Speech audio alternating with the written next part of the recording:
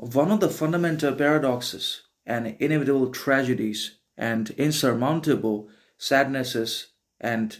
contradictory behaviors with the whole of mankind is not just its desire and inclination towards its own individual growth, progress, learning, equality, understanding, etc., and the seeking of more and more resources, wealth, riches into its life, but its perpetuating, never ending, everlasting desire, passion, want, yearning all the time for all of the external and dangerous things into his life, such as the pursuit of power,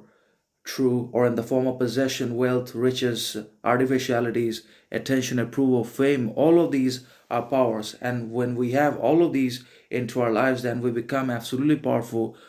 for the others. And then we also have to be able to live up to that level of being powerful. We have to be able to fulfill the expectancies, desires, and demands of the other people because they have given us that kind of external power. So whoever gives us power becomes our master, and then that power becomes our obviously controller and subjugator in one way or another, because any power is dangerous.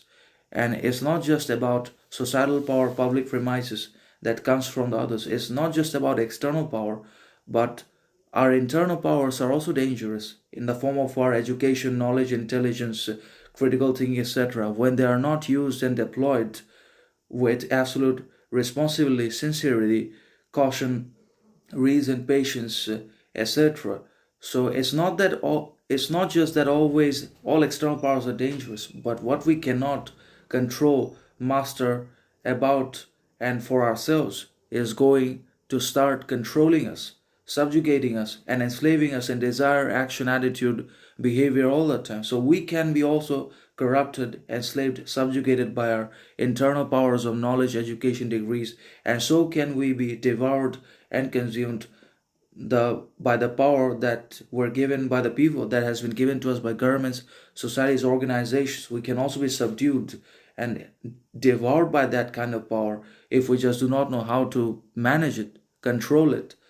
how to use it, or live it responsibly, sincerely. So that's how the paradox of power works, which ultimately results in death, destruction, chaos, mayhem, and the annihilation of everyone, as we have already seen throughout histories, periods, ages, in the form of wars, expeditions, and other strategies for dominance. All that was for becoming more and more powerful of certain people over the others. All that was for the pursuit of more and more power into life, only to realize that this devastating chase for power and for becoming more powerful ends in our death, ends in our end,